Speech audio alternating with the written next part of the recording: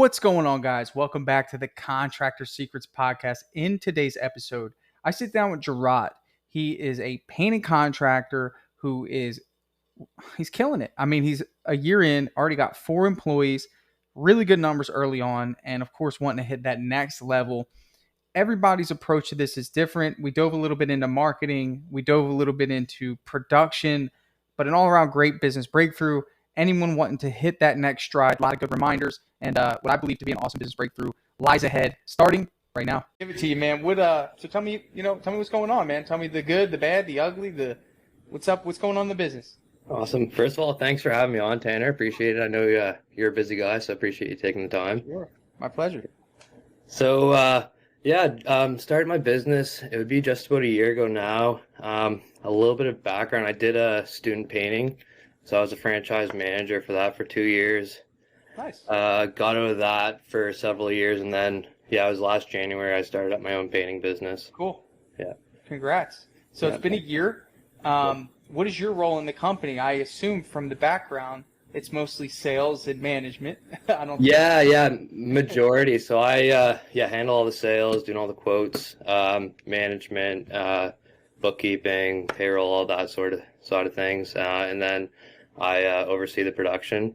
Right now, so up in Canada, we only can paint outside. Really, it's a good solid 5 months of the year. So. Okay.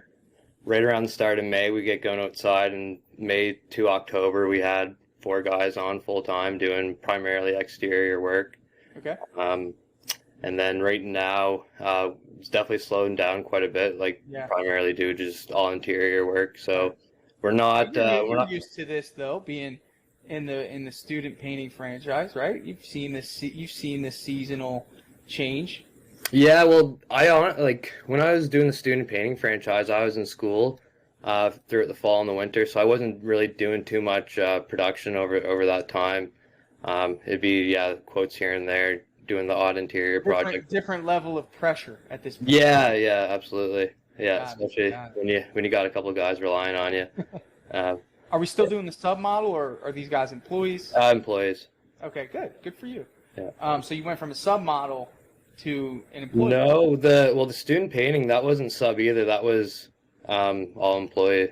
Oh, that's refreshing. That's different. You know, usually in those student painting programs, it's usually sub model, or at least that's from what I've heard. So that's good. Okay, so tell me, man, where do we go from here? What is that thing that you're wanting to hit on today? Yeah, so kind of the reason I wanted to hop on the call with you is I feel like I kind of cut my teeth this year, kind of learn the ins and outs of production a little bit. Got my feet wet. Made some mistakes. Yeah, exactly. Definitely made a couple mistakes. Yeah. But right now I'm ready to kind of grow this thing, take it to the next level. Yeah. And just kind of want to talk to someone like yourself who's been through it, and I can kind of bounce ideas off of and get off to the right direction moving forward. Well, tell me your ideas. Yeah. So like I said, right now, this last year we did about 250,000 in production with 4 guys. Right on par. Honestly, would you say that was May, June, July, August, September, October? Is that 6 months of labor? Yeah, but we were still doing some interior over February, March, and the winter months. But during the outside season, we were doing about, on average, I think it was about 30,000 a month in production. Yep. Okay. And I would say the biggest hurdle for me right now is probably getting a bit more work over the winter months. Right now we have projects on the go, but it's just we still have breaks in between jobs, and it's not enough to keep guys on full time. Yeah. And then another thing, I mean, I can improve. The more I listen to your podcasts and Facebook groups and all that, I guess I don't realize where I can improve, and then I listen to you, and it's like, oh crap, I could be doing this so much better. Sure. Production is one part I definitely want to try to improve on. I know I've heard you mention first year in the business, you've had jobs where you found they're just subpar, and they definitely could be a little better. So, nothing crazy production with on that end, but it's just little things people aren't caulking around windows, just paint spits that don't get cleaned up, little things like that are pretty typical for job sites. So I'd like to smooth that out a little bit, get that approved upon. What is the pipeline looking like right now on your job schedule? What's that look like? Right now, we got about 20,000 worth of work ready to go that we got for the coming months, and that's two new construction jobs and a couple residential repaints. What have you been doing daily to get your name out there to keep the pipeline moving? Majority of our work is all through Google. Like I just run GMB. For the area I service, we got the most reviews on Google, Yeah, and we're one of the most I mean, we tend to come up first on Google, so that's been the majority of our business. Other than that, word of mouth. Are you paying someone to help you with Google? No, just do that all myself. Are you Googling, is your assessment of you coming up first, you Googling your company? For the most part, yeah. I would just be careful with that, knowing that the way Google works is based off a location. So if you're Googling yourself, you're always going to come up probably first. Yeah. Make sure that you get a couple other friends to like Google, painter in town and see. Yeah, I've heard that like the algorithm will kind of with you Googling it. Like I tried a couple like different keywords like areas and painters near me seems to be the most So common. what is it, Annapolis, Canada? The area like I'd probably like Wolfville, Nova Scotia would probably be like our. Sorry. What's the first part of that? Wolfville. How do I spell that? Wolfville. Bille. Wolfville? Yeah. Okay, and then Nova Scotia? Yeah. Okay, let's see. All right, so very good, man. Right up there in the top 3. There, yeah. So that's been really good, and I can tell, man. I mean, you'd be my first call in this area. So very good. Congrats. I talk to a lot of people that work up north, right? So the good news is that you're not a trailblazer here. Like you don't have to figure this out and reinvent the wheel. Yeah. That's the good news.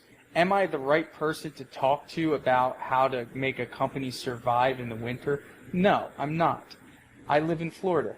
It's year-round for me. It's I never had to deal with this. I've talked to those that have. I have a general idea of what the general consensus is of survival. And I'll tell you this. It's dig your well before you're thirsty. It's prepare ahead of time. It's double down on marketing all year and start staggering work for the winter months. Be creative in your incentive program for customers that book time slots in those months, right? So these customers are trained for this. This isn't, if you said that to a customer in Florida that you wanted to postpone their job for the winter months, they would say, have a good day. You're crazy. I'm not waiting, right?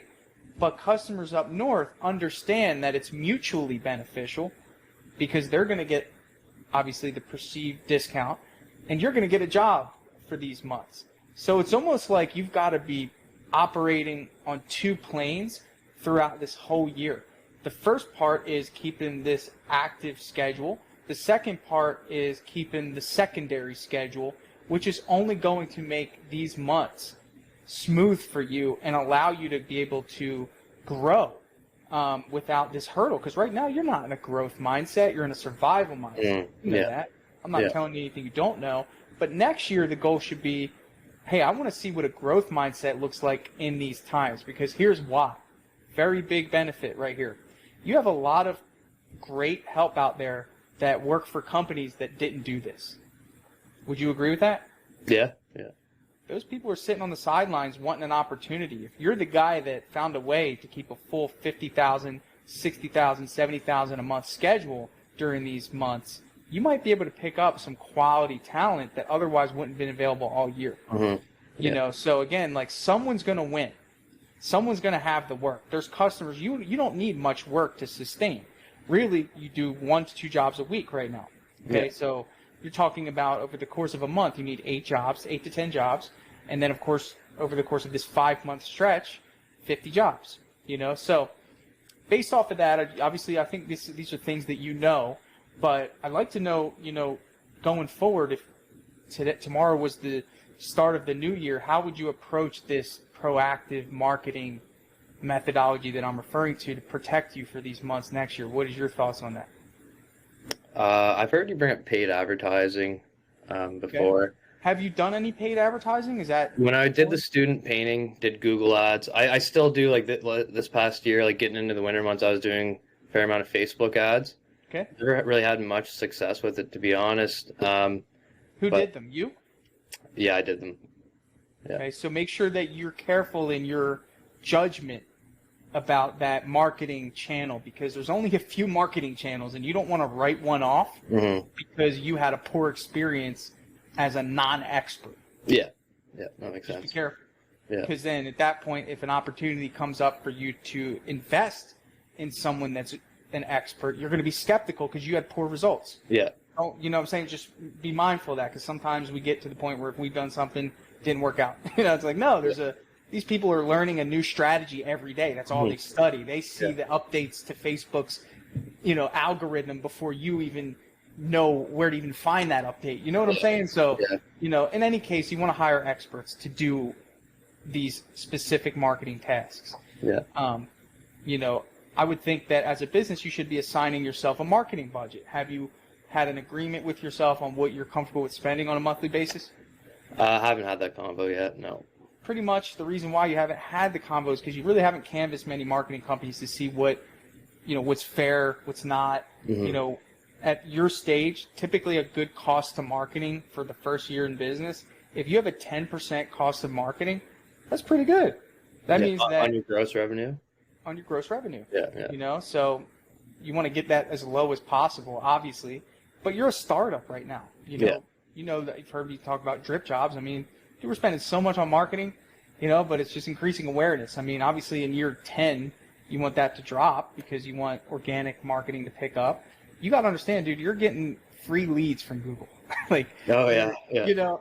You're. And that's kind of why. Sorry to cut you off there, Tanner. Yeah.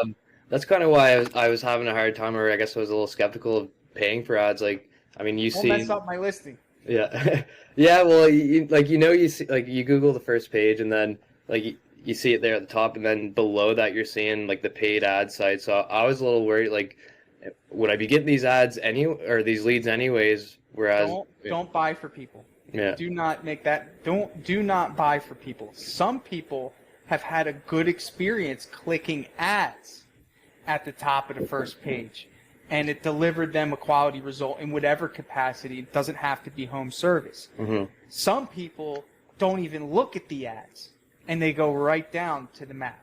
Yeah, Right?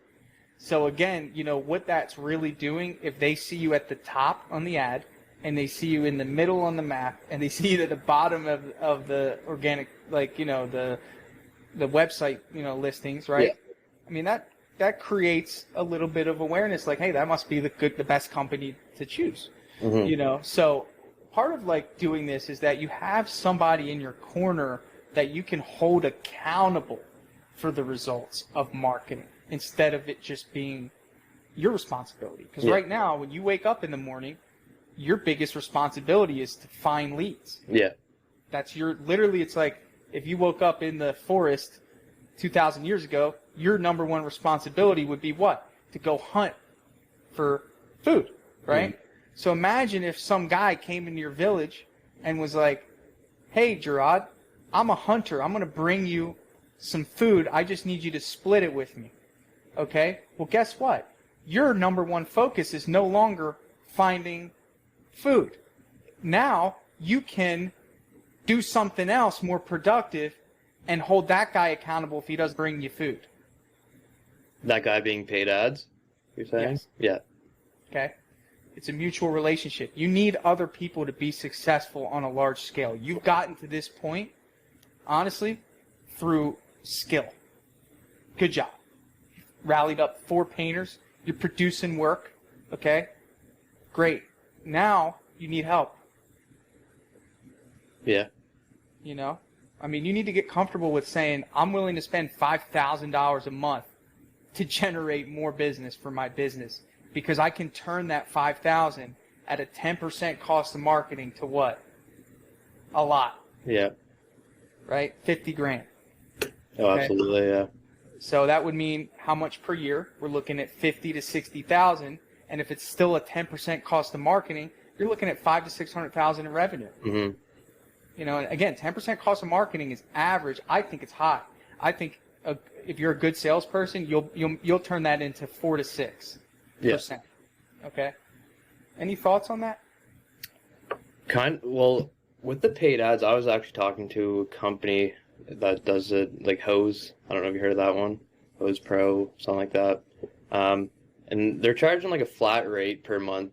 And I wasn't too interested in that. I definitely. You know anyone that's used them personally? No. Don't use them. Okay. Don't use them. Go to dripjobs.com. There's a partners page there, and I've put a couple marketing companies that I trust. Yeah. Do you think it's that different compared to like being in Florida? I'm sure it varies a little bit. No. Nope. There's people in the United Kingdom that do SEO for United States companies. Okay. Dude, Google is Google. Yeah. You know, Google is Google. It's a masterful game. You want somebody that has worked with contractors. Yeah. Some SEO companies you run into do nail salons, and then they do painting contractors. How are they going to be effective at both? Mm. There's marketers that are invested in the community of painting contractors that put their name out there. You've seen them in maybe the groups, or you know, they put their name on the line, dude. And that's what you want, is you want group accountability. If somebody's bold enough to enter into an industry and claim that they can give results, you know, you'll know very quick if they're not legitimate. And I think that, you know, the transparency is that you want the guys that invest into the coaching calls that you're going to get alongside of the marketing. You want those people to be on camera once a week giving you tips and advice on how to nurture your leads and how to convert these leads to sales. Like, that's a good marketing company. Again, you're a consumer who hasn't really had much time to filter out these marketing companies. So when you get a company in your face, it's like, hey, this is a flat fee. We'll do X, Y, and Z. You know, that's great. You're going to pay them, and you're never going to speak to anyone with any authority in that company. You know, most marketing companies have an account manager that is almost like your point of contact. You can almost ask them for anything, and they'll be able to be there to help you, maybe tweak your ads, make sure that they're building the right message to your audience. I mean, I think the experience of hiring a marketing company alone is worth the money, because then you're really going to see if it's a long-term investment or if it's something that you just want no part of and you want to go a different route. Yeah. Yeah. So you're talking about you can speculate. Yeah. You're never going to know until you actually pull the trigger. You're talking about almost like a consultant that would handle like your Facebook, if you were going to do Google ads and outside of that as well. They have one job. Yeah. One job. That's to bring in business. You're going to notice very fast if they don't do their job. Yeah. Like, I mean, that's the reality of the situation. You want to see references. You want to know, if you have an SEO company that you're speaking to, hey, send me 3 or 4 of your clients. Let me look them up on Google. And if they're not ranking to where you can see them, yeah, that's a good point. You know, I mean, I've heard a lot of people get into bad marketing deals, and they're stuck because they get tied up in these contracts, and it's just a waste of money. You know, I kind of like to be an advocate for that. But I just want to let you know, like, again, you get this. You know that obviously the way for exposure is to spend money to make money on these platforms. You've done a great job until this point. You're going to continue to keep building up the reviews. My business is like 70% right off the Google search engine. That's just from the reviews, you know, over years of time. Yeah. Let's talk about the production, though. So are we good on that? Do you want to hit it? Yeah, no, that was great. Okay, so are you committed to pursuing and interviewing? Yeah, no, I kind of already started this week talking to a couple paid ad services, but I definitely want to. If you rush that decision. Sorry, what was that? Do not rush that decision. Yeah, so you're not in a hurry. Yeah, so you're thinking I should talk to almost like a marketing company that would work. Would they be working with the paid ads alongside with like Facebook and kind of doing all the marketing? Well, there's different packages, right? I mean, again, I've found that no one can be a master of all trades in marketing. No one's going to be masterful at Facebook and masterful at Google. Don't fall for that. It's not going to happen. You know, they may have teams that do that, and you might want to vet that process to see for yourself. But, you know, you want someone that's a specialist. It's like, again, you go to the doctor, you know, go to primary care, you go to a dentist. Like, you go to the dentist for your teeth. Go to someone that focuses on Google, so you can increase your SEO, which is your search engine optimization, or you can tack on paid ads. And really, you just want someone surgical in that realm to be able to make sure that when someone searches for the right keywords, you're being found. Yeah. That's the responsibility. So, you're going to get packages. There's usually a marketing company that'll focus on Facebook, and they'll handle your social media management. They're going to handle building a website for you if you want. They're going to handle automating Facebook Messenger responses to potential leads, and of course running Facebook ads and managing your spend. Right? That is also their responsibility. They're managing your money, and you're paying them. Usually it's a 1-to-1 ratio. It's like if you have $1,000 of ad spend, you're going to pay $1,000 worth of management fees, And then on the Google side, they're going to give you packages. Do you just want SEO? Do you want SEO plus Google Ads? Do you want SEO plus Google Ads plus website? So you're going to get all sorts of different packages thrown at you. So, you'll have to decide what's best for you. I'd definitely be interested if you got any recommendations for that, any companies. Dripjobs.com, and there's a partners page on there. There's your references. Okay. I like that. Production. Tell me what's going on with production. Yeah. You briefed me a little bit, but just what is your thoughts on how that's been? How did you recruit your team? You have four members. How'd you get those guys together? Had one guy in the spring that I hired on from Indeed, and then he actually had 2 friends who were looking for work as well, both with painting experience, and ended up hiring 3 of those guys and kind of built off that, and kind of had one guy in and out. And who's in charge? One guy who has the most experience. He's not official, but I would consider him like a team lead. He does all the spraying. He's the guy I'm calling. Does everyone work together usually, or do you have 2 teams? It varies. Exteriors, teams of 4 usually, the full crew, and then some interior projects depending on size, teams of 2. You said something that stuck out to me. You said not official. Yeah. Why isn't it official? I just never really made it official. Never gave him a title, I guess.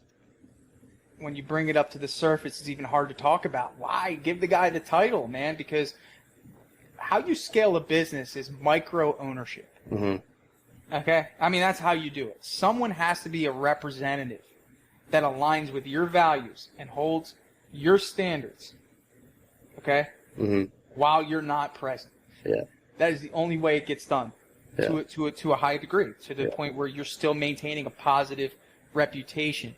You're still doing quality work. There's no accountability without a title.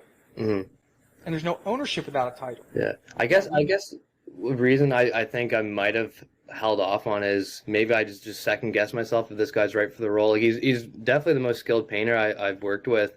Don't make that mistake of it being the skilled painter is the leader. Yeah. That is not, and I can understand that. Maybe it wasn't a no-brainer decision for you, and you're teeter-tottering it. Do you have anyone that you feel as though could lead a team? And let me give you my definition of leadership so you can give me do you want that definition? Yeah, absolutely. All right. It's someone that admits when they're wrong and doesn't leave unless it's perfect or as close to perfect as possible. So you have a coachable spirit and you have somebody with a good character. You have anyone that fits that description? The guy I'm thinking about, my ace, definitely on most days, and then some days, you get him where he's just off. He doesn't meet the second criteria. His character's unwavering. It's that's who he is. If you're one way one day and one way the other day, there's a character flaw. That means that your standards are low. So again, anyone in the team besides you, do they have that skill? Do they have those traits? Not an outstanding yes to anyone. I wouldn't say. Yeah. So that is your fault for bringing in people without those traits. That has to do with your hiring. Okay. Yeah. Now you're in a position where you don't even trust your team. Because they don't represent your standard. You have a high standard. I know you do. Am I right? Yeah. Okay. So now you have a team that you don't even really like. I hate to say it like that, but that's true. If you can't confidently give someone a role and you're in the back of your head knowing that you have to be at every job to check it, is that true? Yeah, I do check-ins, yeah. Why? Because you don't want to ruin your reputation, right? because no one has your best interest in mind on the job. Mm-hmm. Okay. Now, I don't know why that is on a deeper level. I'm just saying that if you can't confidently put someone in the role as a manager, then that's where you need to start. Not saying that these individuals need to be let go. Maybe they're good people, they do good work, but you have no accountability. Yeah, no, you're There's right. no one there. There's no right hand. There's no somebody that is going to bat for Annapolis Pro Painting. You won't get far. Mm-hmm. You won't. It's going to continue to happen. You're going to think that you're growing, and meanwhile your production system's in a flawed state. Mm-hmm. Thoughts on that? No, you're 100% right. So I would think the first step is for you to hire a manager.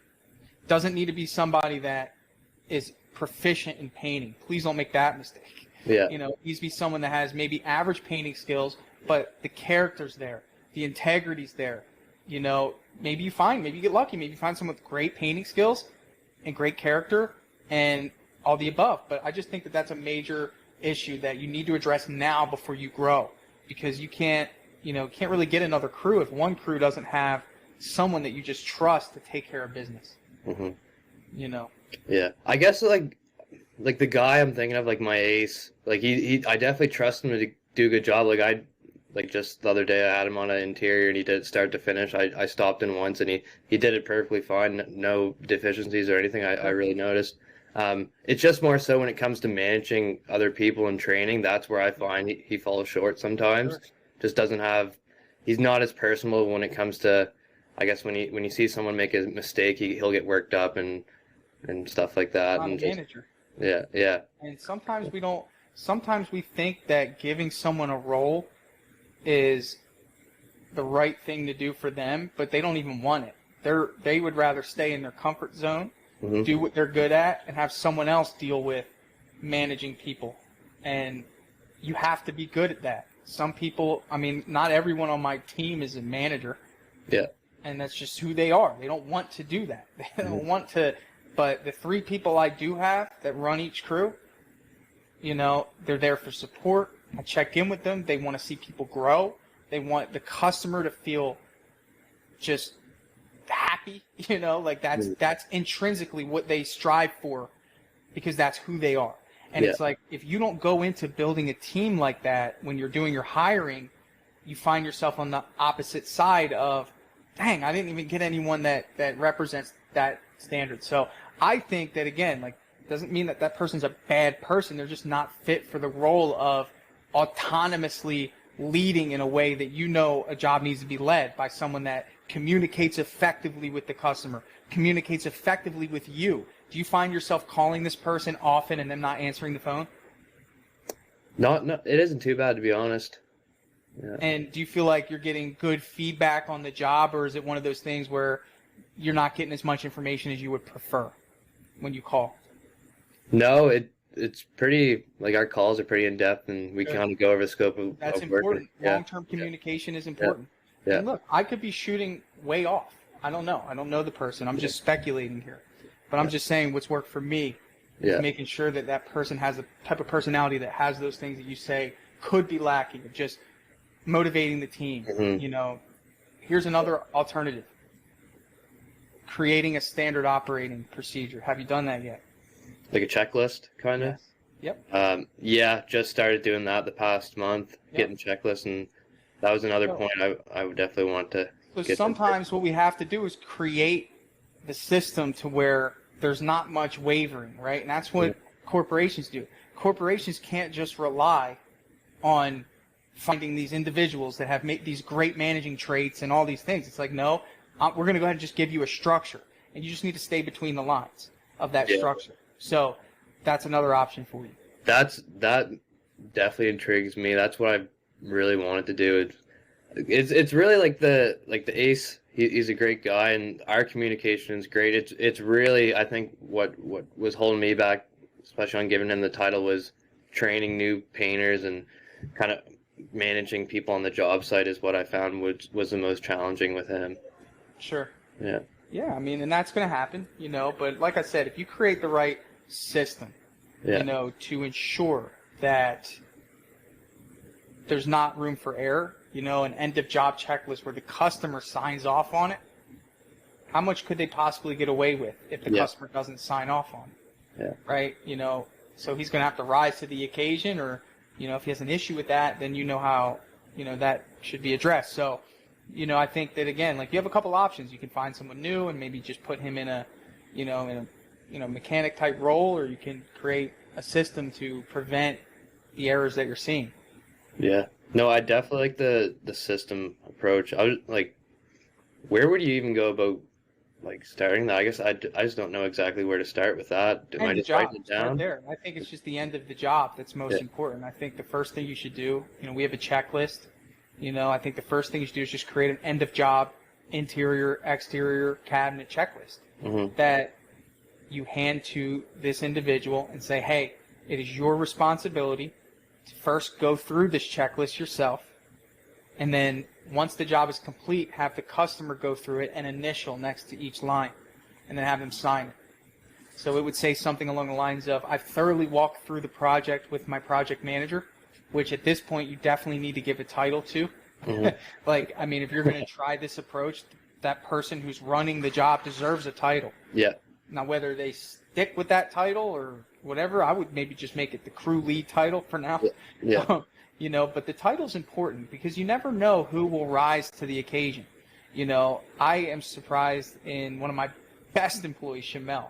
He was just a team member. Now he's like the leader of our company in terms of production. And once I gave him the title, like, he just became this person that we now love. So you never know, man. I mean, I think in retrospect, hearing that he doesn't have an official title, you've never done an official sit down to explain this new role and explain the responsibilities and even ask his feedback on it and coach him up on what you're seeing.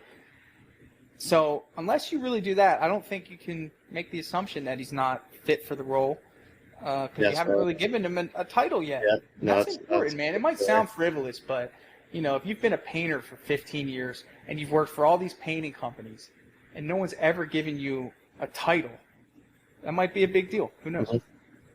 I agree. Oh, so we hit marketing, we hit production. Anything else you want to tap on?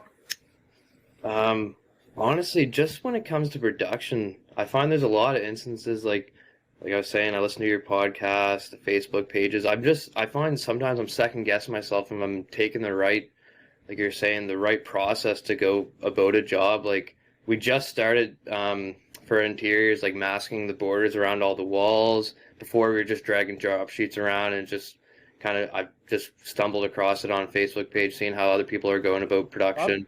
So I guess I'm just trying to find someone who I can see exactly how they're going about their production, and I kind of just want to mimic what they're doing, like you're saying with the checklist. Like, if I could see something like that and just speed the process up to kind of smooth out our production and just make it all that better.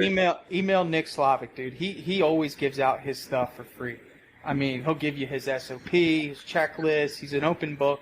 He is a leader in production, man. How do you spell that? Nick Slavic? Slavic, Slavik. Slavic. So look him up on the group, message him. The guy's an open book, and he leads the way. Follow all of his stuff. But it's always about improving, man. Like, you should have seen our first paint job, dude. Yeah. I mean, it was. I try to block it from my mind how bad we were. I mean, just didn't know anything. Dragging dirty tarps through the house. Yeah. Not wearing booties on nice carpets. I mean, dude, we've made so many mistakes, and it's just like, you have a choice as a business owner. It's like, do I want to continue to make this mistake, or do I want to refine this process? And what you did in that instance is the same mentality that you need to have with every aspect of your business. That is marketing, that is sales, that is production, hiring, firing. Think about it. All we do is the same thing over and over again. We paint, we get the lead, we call the lead, we do the estimate, we go through the process, we send the quote gets accepted, we schedule it, we tell our team, we go do it, and then that customer's gone through, and then another one comes through, and another one comes through, and it's like, the same mistakes are going to happen. So it's just about, like, preventing those things through systems, having standards in place, and just refining each area. It is not going to happen tomorrow, dude. Like, you just, maybe you look like you had kind of a few epiphanies here just find one that feels like, it's going to give you what you're looking for. I think the marketing is going to be huge, but marketing and production need to be balanced. It's a waste of time to spend all this money on marketing if you can't keep up with the production. Yeah. So, that's what I got for you there. Yeah. Awesome. Was this helpful? Yeah, that was great. Cool, man. Well, I hope you turn the corner. I wish I could give you some better advice on long-term winter strategy aside from, get seen, give deals, take advantage of opportunity, phone rings, go, don't, get your name out there. But a marketing company is going to just speed that up. Okay. That's all. Yeah. Cool. Another quick question for you, Tanner, if you do got a sec. I know I've heard you say you don't like new construction. Is that more so when it's dealing with like a general contractor or a builder, or do you just not like the jobs themselves? Like even if it was like a residential?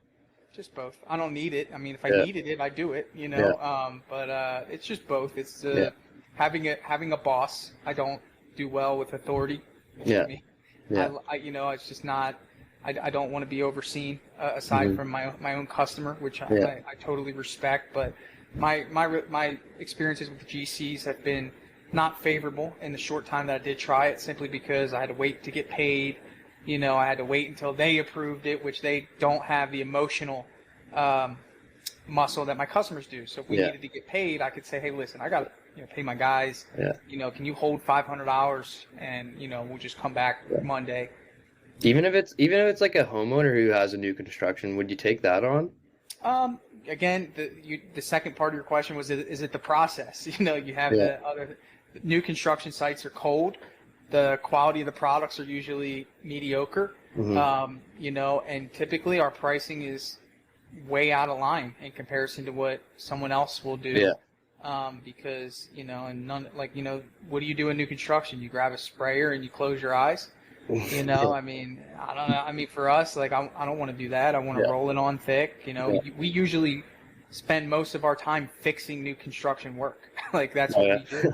Yeah. So, again, if you need it, take it. But for me, we're in a position where we don't need it. So. Yeah. All right. Are you guys doing? I was just looking at your website briefly. Are you guys doing like crown molding installation and baseboards right now? We do. As well? Yeah. Yep. I have a carpenter who's my father-in-law. Yeah. Probably the best carpenter. I got lucky. Yeah. He's just a great carpenter and a great guy. And I mean, when we come across projects, it's a great add-on, great value add. New baseboards, new crown, so people love it. You do flooring too? Yeah, LVP. Yeah. Stuff. Yeah. It's a nice add-on, but we can't take too much because it's just him and a helper. Yeah. But it's it works out. I love selling it. And it keeps him busy. So. Yeah. Do you find there's quite a bit more of a learning curve for that compared to painting, I would imagine? I mean, dude, if you can master the cuts, it's easy. But, I just focus on the sales. The sale is building value. It's all the same. Yeah. It's all the same, man. Yeah. Profit margin isn't as high, but, that's because the material varies and you can't really sell the materials with it. So for me, I found that it's a little tricky because they compare, like the competitors, they compare to the competitors' pricing, which is all square footage. So like, oh, this guy's charging $2 a square foot. Like, people in the painting industry, dude, like everybody prices their jobs different. So it's like kind of confusing to the customer. So they don't really have a way to compare. Gotcha. Cool. Listen, Jarod, thank you so much, man, for your time. And if I can be of assistance any further, let me know. I hope you come back at some point. Tell me how it went. Yeah, perfect. Appreciate you taking the time, Tanner. I'll definitely be reaching out. I definitely want to get your hiring process. I wouldn't mind getting Give it to you, man. I'll send you it for free. Yeah. You can have it. Awesome. Great. See you, buddy. All right. Thanks, man. Take care. Okay. Contractors all over the world are wanting more time, more freedom, more impact. The way we do this is through implementing systems, processes, standards. Welcome to the Contractor Secrets Podcast. Here we hit business strategy, coaching, mindset, motivation, the tools you need for success. So strap in, listen up, and get ready to grow on the Contractor Secrets Podcast. Hey guys, thanks so much for listening to that business breakthrough. So, what I'm going to do now is I'm going to transition this episode to a testimonial. That's right. So, one of our awesome Dripjobs users was kind enough to do a short testimonial for us. I asked him some questions that I'm sure a lot of us have about what Dripjobs is it valuable? So, if you would like to sit and listen to this, I'd appreciate it. You can sit, hang around, and hear what one of our very happy clients has to say about drip jobs for his business. All right. Hey, I'm here with Michael Perry of Outside the Box Contracting in Florida. And I just want to start off by asking you a few questions about what your experience is with drip jobs. My first question is, how do you like the system overall? First, I want to know, what were you using before? And second, what has drip jobs done for you in your business? Well, before I was really using nothing because the business is very new. And so right off the bat, I did need something that was going to be able to, manage my customers, handle the customers, be able to handle proposals and the invoicing part of it. So I came across Dripjobs on your podcast. I heard about it on podcast. And so I looked into it. You and I did a little demo.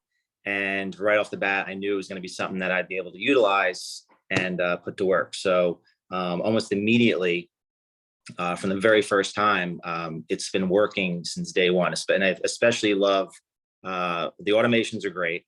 The fact that it's working behind the scenes, even when I'm not paying attention to it, is the better part. Your integration with Angie leads is huge, because those leads come in and immediately they're getting contacted. It just shows that it makes it appear as if, even if I'm not paying attention, as if I'm paying attention to this customer and they have my full attention. So they get an email instantly from me saying, hey, thank you for contacting Outside the Box. And just that part alone is enough, because all the feedback I've had from all my customers so far is that they love the communication. That's the best part. That's what's attracted them the most to me is that I'm communicating with them, the constant emails, the follow-ups. And just how the proposals, the invoices are put together. The system is very easy to use. And it's just been fantastic. Yeah. Yeah. And I think, well, now you used Angie leads before having drip jobs. So before you would, for a little bit, I think there was a time period where you did. So before, that lead would come in, you'd have to hurry up and call them right away. Right. Wasn't that kind of what you were doing? Right. So the lead would come in, the gun to stop what I'm doing, make sure I call them within a certain period of time. Especially with their rules that they have as far as credits and stuff like that. But when the leads come through Angie and Dripjobs is able to grab it and send them an email, right, it buys me time to follow up, review their request, and then get back to them in a timely fashion. But at the point of contact, I'm usually the first one in, so which is huge. But they appreciate that a lot. Love that, man. Love that. So a lot of our pushback that we get as a software, some people in your position, which you're starting out, not a massive company, they think that Dripjobs is too big for them, right? They look at it and they say, well, I'm not doing a ton of work. Like, I don't really need this.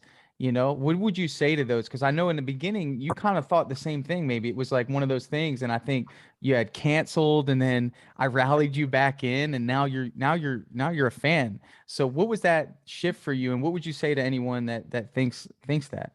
Yes, initially when I thought I was just starting out, I'm like, I can't, I need to be able to, to pay the monthly fee. I need to have a lot of work coming in, but ultimately, once I did come back around and I looked at it and started putting it to work for me, I realized that I can't even exist without it, because if I didn't, I don't know what I'd be doing if I didn't have it, because it just makes it so easy to use.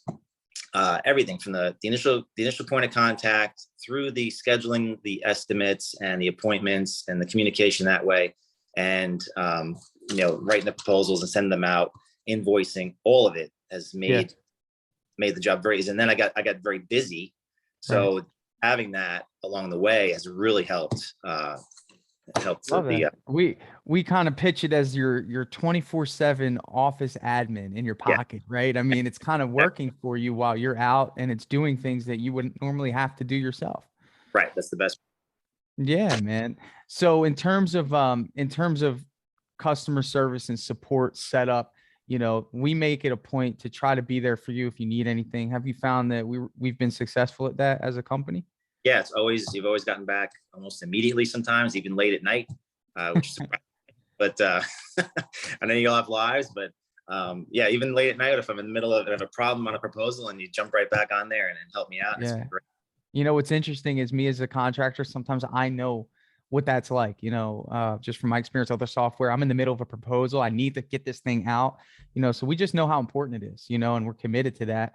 What do you think of some of the updates? I know that I sent out an email, what do you think of some of the updates in terms of the new ways, the new way the proposal looks and how we've adjusted the way your customers perceive you through Dripjobs, the way that they see your proposals? What do you think about some of the updates? The update's been great. The most recent proposal update is fantastic. I looked at it just in the past couple of days because I've had a few go Cool. out, Love and that.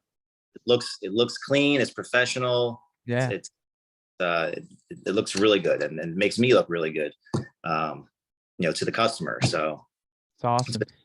Now, your customers, in terms of them responding to the drips, now some people think that, it's way too much communication sometimes. Do you feel as though the communication is just right? And if so, do you feel like your customers think of it as a good thing? Would you say that they're responding to some of the communication in a positive light? I'd say it depends on the customer. So I look at their activity. I can, with the email communication. So I Yep. see if I have cold leads that are sitting there that I haven't gotten Yep. back to, I'll take a look at their interaction with the site. And if Right. they've gotten 3 or 4 drips and they've had 0 views on it, Right. then that customer, I don't think that customer is going to come back. But Yep. if they if I see that they've viewed one of the emails, and a couple of days have gone by, I'll let it sit there. I'm not gonna eliminate the lead. But I have a feel for certain leads that I know are not going to go anywhere. It's Yeah. just in the conversations I've had, just what they were Yep. looking for. Sometimes they go on Angie and they hit the button and not realizing that someone's actually going to call them back. Yeah. They're looking for pricing or whatever. But I've been able to manage. Are you there? Yep. Sorry. I've been able to manage the leads through there, more easily by doing Love it. that. So Love it. It's great. Last question for you. One of our favorite features, and probably like the fan favorite, is the booking URL. And that allows for people to call you. You can just send them that link. Have you been utilizing that? And has it saved you from having to manually input information? I have not yet had to manually. The only time I've manually inputted information is on a lead that's come to me, like not through Angie, because Okay. Angie is able to, it's already in there. When Angie goes through Yep. Angie, it's already integrated. So I only had a few times where I've had to enter it myself, because most of my leads are coming to there. Recently, though, I've started boosting posts on Facebook, and I'm getting a lot more traction through there. Love that. Those leads I've had to go through and enter myself. I'd have to look. I'm not sure about the URL for the Try it. contact. So it's great when people call you. All you have to do is click the button we actually put it at the bottom of the mobile Which app. is it on? What's that? Which screen is it on that to see it? It's on the mobile app. It's actually on the mobile app at the bottom. It says new request. It's kind of subtle. We just slipped it in there. And if you click that, all you got to do is punch in the phone number. So again, if someone calls you and you're driving and maybe this is somebody that just found your name on Google or a referral from a customer, all you Right. got to do is click that button, punch in their phone number, and it sends them a link to fill out your booking form. So it saves you the time. Yeah, try that out. It's a really awesome feature. Perfect. Awesome. Dude, well, thank you, Michael, man, for your time today. We're extremely grateful for you taking time out of your day to just give us some great feedback and gloat about us. Again, we're going to keep striving, man. So thanks so much. No, Dripjobs is great. Awesome.